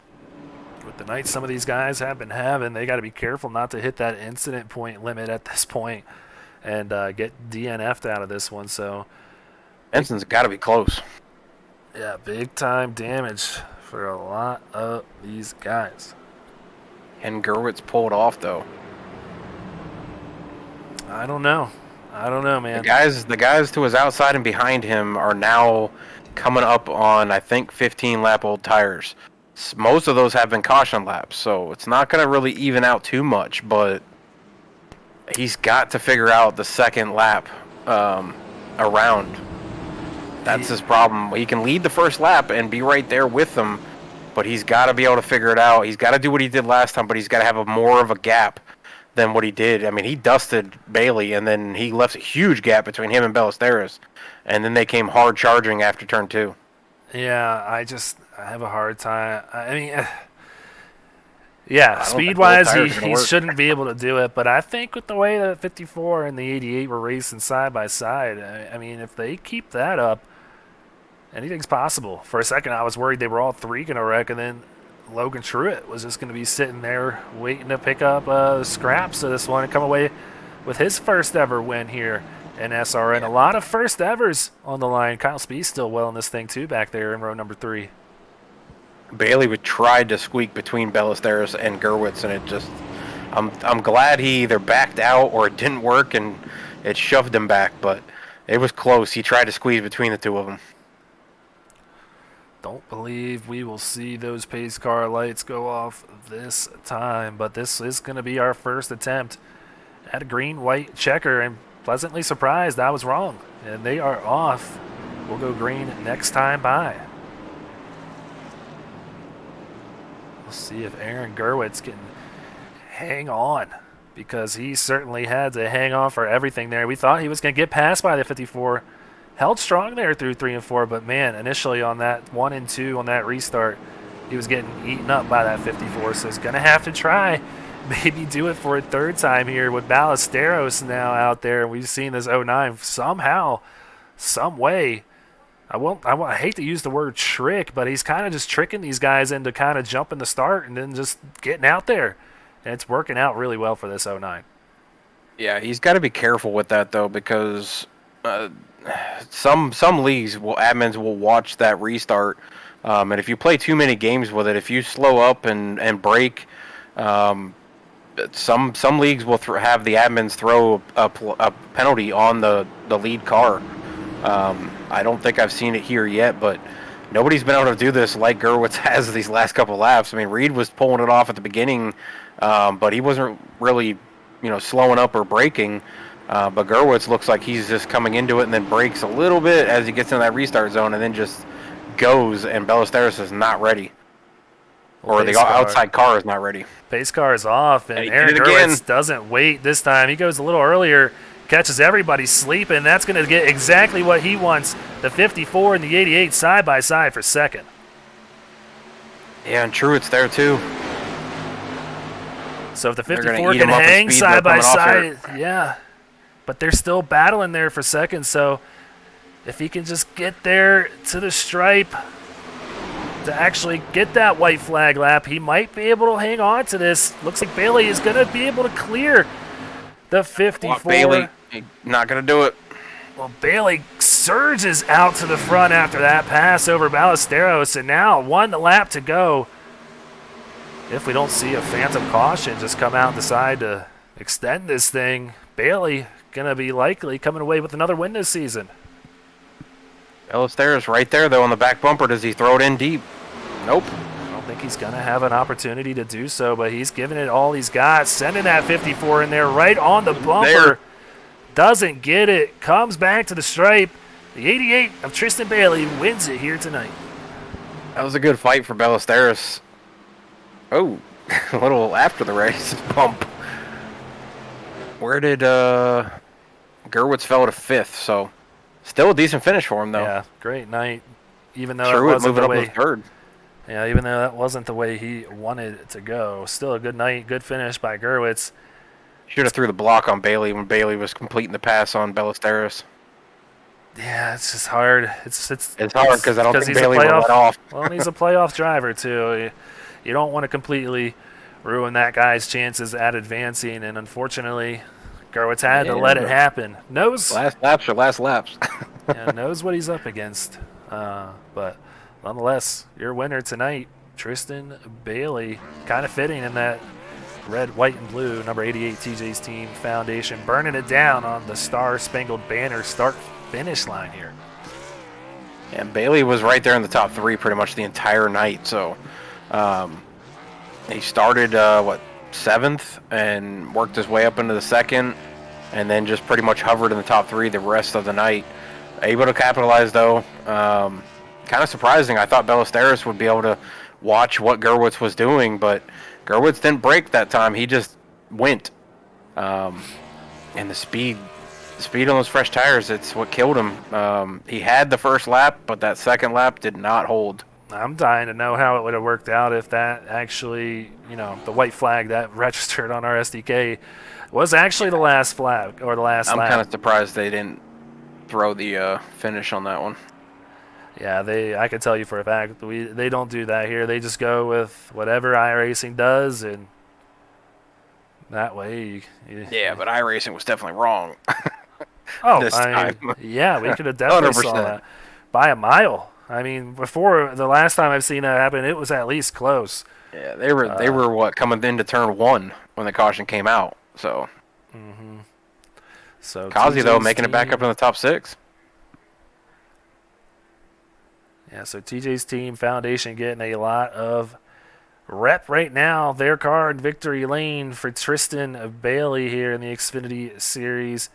It's going to be feeling pretty good about that as he heads into a bye week next week, and to hold on to that for 2 weeks before we head out to Michigan. But yeah, this winning moment sponsored by TJ's team at morethanAcape.org. I love the front half of that car. I'm not too keen on the stripes, though. It kind of looks like, what's that game that the kids play with the blocks? Minecraft? Hey, man, it's a great Or it's game. blocky. It's a great game. Hey, I've never played it. I don't know. It does. It's Must a be cool, too old. cool looking car, especially when it's parked in victory lane, though. He's just kind of having fun out there, going back and forth. So he's going to continue celebrating out there. But while he does that, we're going to head up to the blimp to give you your results here tonight. Tristan Bailey comes home a winner by just 1/10 of a second over Ballesteros. It was a great finish all the way to the end of this one. Logan Truitt rounds out the podium here tonight. Kyle Spees, Aaron Gerwitz rounds out your top 5. Joseph Causey comes home P number 6 here this evening. Craig Lautenslager comes home 7th. Max Service in 8th. Michael Larch 9th. And Jacob Manning back there in 10th place. Nathan Sylvia in 11th. Zach Deutscher in 12th. Nathan De La Rosa comes home in 13th. Robert Besaw, quiet night from him, comes home in P number 14, up 15 positions from where he started. Jovi Ray rounds out that top 15. The next 5 going to be Wayne Rayborn, Ben Park, Seth Reed back there in 18th. Chris Bishop and Jack Hedgecock's going to round out the top 20. I can't believe Hedgecock's got a 20th place with a modified car. That's pretty crazy. He was in 4 different incidents and still wound up 20th. And only 2 positions behind Seth Reed, who kind of just dominated a good portion of this race. So, yeah, it's kind of surprising when you see those kinds of numbers. So let's go ahead, bring up a newcomer up here to the booth. Bring Logan Truitt up to the SRN broadcast booth. Logan, nice to meet you. It's Greg Olenek, Curtis Swatsworth up here in the booth. Congrats on a solid run here after earning your playoff lucky dog last week. You come back with a 3rd place run here tonight. You got to be feeling pretty confident in that 91 car. Oh yeah, after last week it's a heck of a battle just to get in the playoffs, and I was just out here getting points tonight. Curtis, you got anything for Logan here? I thought he was going to talk more. Logan, you're up to 14th in the points. I think you're going to move up a little bit further. Obviously, getting that lucky dog last week. What do you have for these guys that were already in the playoffs? Now that we're heading into an off week and then we come back for the 3rd race, the 1st round at Michigan, what do you have to be able to get into that top 10 to move into the 2nd round? Well, I think the next set of tracks are really good for me. I like the longer tracks. It suits my style better. I don't know exactly what I have for everyone, but they're all good competition. Michigan and Chicagoland definitely, to me, are almost identical type tracks, the way you drive them. So, at least in my opinion, I drive them kind of the same way. So, going in off week, 2 tracks that are kind of similar, but got to make it into Michigan, got to make it up through the field. This 3rd place, I think, should move you a little bit closer to the top 10. And then you really got to have a good race next week. And it looks like you're able to do it if you can just get in the top 10 next week. That's the plan. Well, Logan, before we let you go, send you back down to your JBR camp, you got any friends, any family, any sponsors you want to give a shout-out to? Your first time here on the broadcast, who you got? I'd like to give a shout out to Thrive for being on my car this week and last week, and a couple of my other sponsors, Glitch Energy and NordVPN, and another shout out to Jonathan Byer for being such a good team owner. He is a pretty good team owner, isn't he? Well, we appreciate you stopping on by up here. Congrats on your first ever podium here in the SRN Xfinity Series, and we'll see if you can do it again when you head out to Michigan, man. Have a good night. You too, guys. All right. Well, that was a newcomer here in the league this season, rookie Logan Truitt. out of Jonathan Bayer Racing. So let's go ahead and move on now and see if we can find our runner-up. There he is in the broadcast waiting room. Bring him on up. Drew, it's Greg Olenek, Curtis Wadsworth up here in the broadcast booth. You missed last week. You come back this week, 29 points behind the cut line. Almost get everything you need with your runner-up here tonight. Was this what you wanted to happen, or were you going for that win here this evening? Definitely going for the win. But Tristan, congrats to him, man. He put on a great effort. I just had some damage on the back end of my car due to a checkup in the last restart or second last restart, and which is really tight in the corner. But I was worried there after a pretty poor qualifying effort to be able to drive up and finish second. I'll take that. Well, Drew, missing last week's race definitely didn't help you with the points. You were back 29 points from the cutoff line. I said at the beginning of this race, because I know, since I joined here as a broadcaster, I've always been told, don't pick us JW guys. But you and Jacob have been kind of the class of that team, consistently finishing in the top 10, both of you in the playoffs. Jacob obviously at the front. I said you needed a really, really good race tonight to be able to get back up into this, and I'd said that you were consistently finishing the top 10 when you were in the races, and you come out here tonight, go positive plus 21, and get to second place. That damage on the back bumper, I know you said it was from the last restart with checking up and things like that.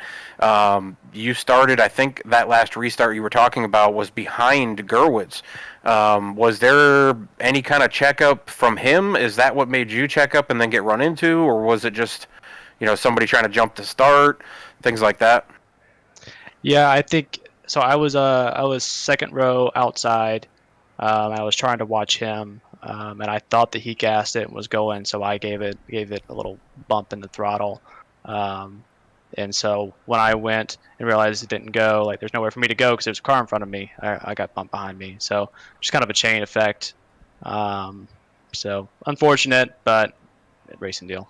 Well, with next week being an off week, what does this do for JW Racing and yourself going into Michigan? Are you good at Michigan? Should we look at you for next race? Or obviously I won't pick you guys so that you guys don't say the commentator curse. But I did mention your name tonight before the race and said you were definitely somebody to watch, but I couldn't pick you because I've kind of figured you were going to be fast tonight.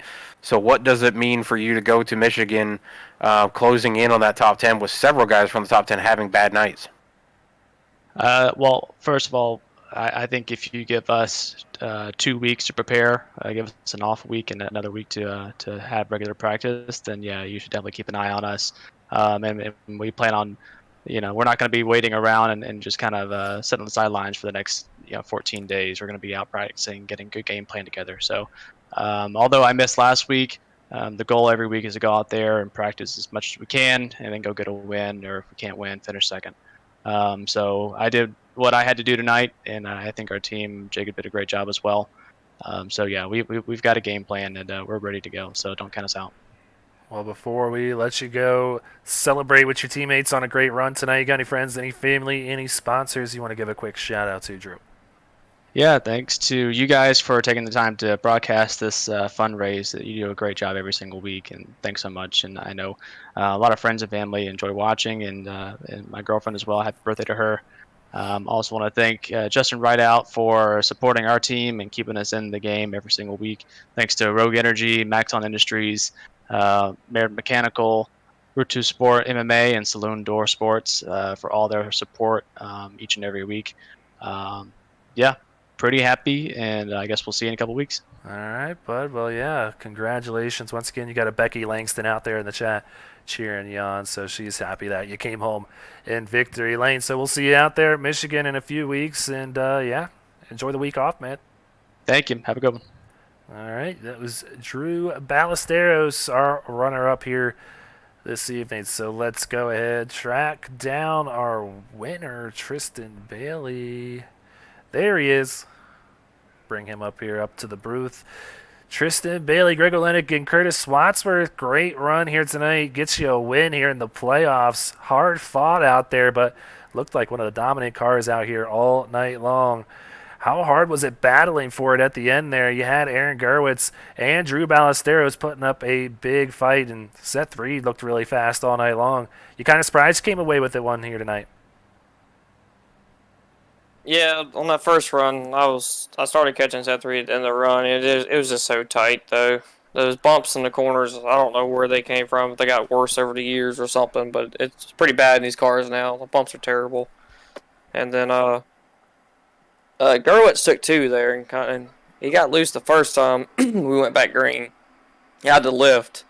I should have went to the outside of him there, but it ended up still kind of working out because he got loose in 3 and 4 there as well. And I think Drew got tight in the 3 and 4, so it allowed me to go on the outside of Gerwitz. I was able to hold off Drew there at the end.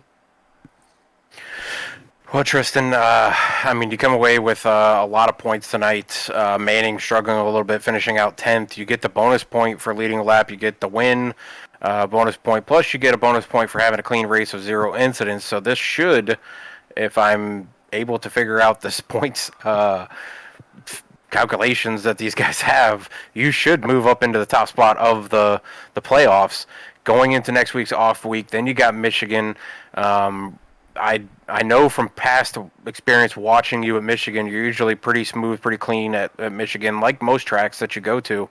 Are you going to push to get the top spot to go into the second round, or are you just going to try to be clean and go through the race and see how it unfolds, or are you just going to kind of sit and watch and make sure that you make your way into that second round?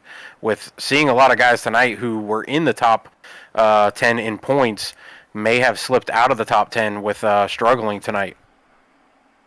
Yeah, I mean, thank you for kind of bragging on me there at Michigan, but I'm a hit and miss at Michigan. I'm not a big fan of that track.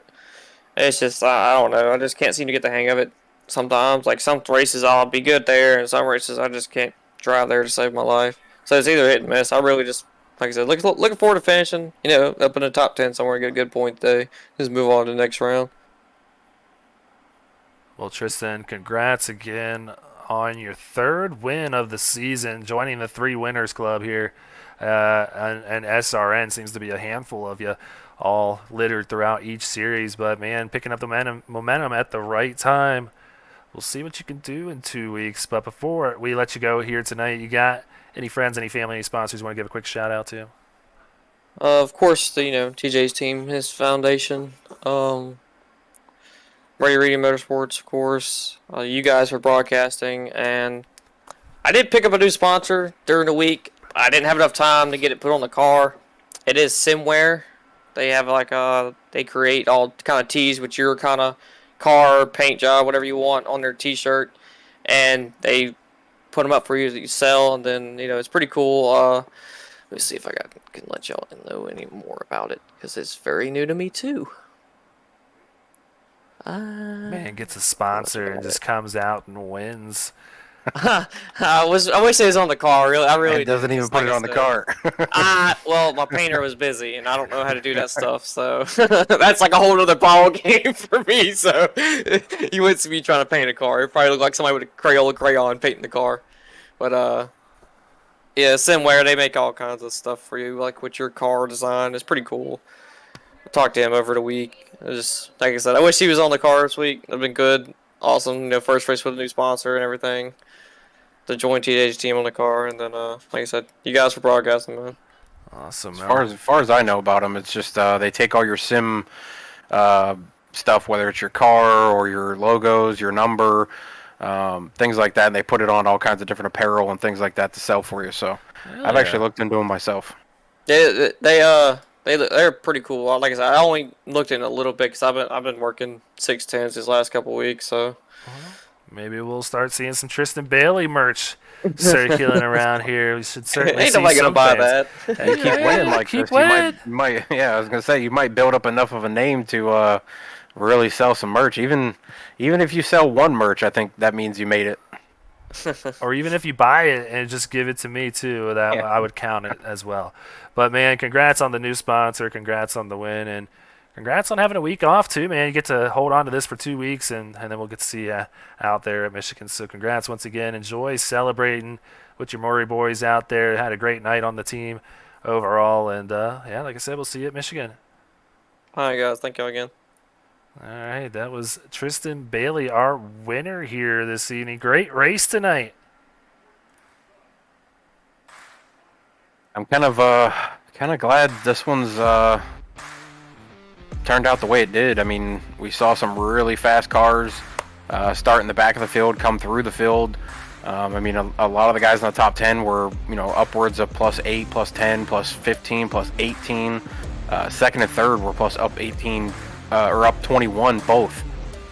So definitely a pretty cool track with a lot of different ways to strategically place yourself in the field. And Tristan obviously starting in the top 7, pretty much running the top 3 all night, coming home with the win.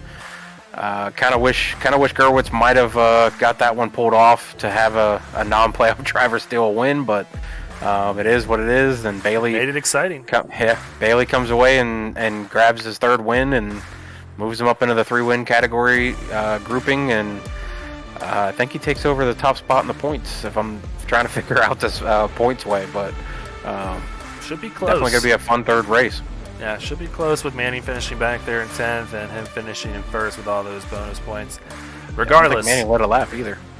Yeah, it's going to be close on the lead as well as the cut line too, because it is heating up all over the standings. You had good nights by Ballesteros, Logan Truitt, who were sitting outside of the playoffs, and then a few guys that were inside, not with the nights that they were looking to have, that being Seth Berger, Seth Reed, Kyle Benson. All of those guys, Seth Berger, Kyle Benson, both outside the top 20. Seth Reed back in 18th. But, yeah, we'll see how it shapes up. We're going to go to Michigan in 2 weeks' time. Take off next week. Enjoy your 4th of July weekend. Enjoy celebrating the independence of the greatest nation on this planet. And then we'll come right back here, Speed Racing Network, same time, same place, as always, from July 5th through 7th. So please come on back and hit that like button, hit that subscribe button, hit that little bell so you know exactly when we go live. So that's going to do it for us here this week. Charlotte Motor Speedway, cross it off the list. 4 more races to go in this season. So that's going to do it for myself. For Curtis Wadsworth, Jason Tripp, Sean Griffith, everybody else behind the scenes, we wish you guys a good night and go faster.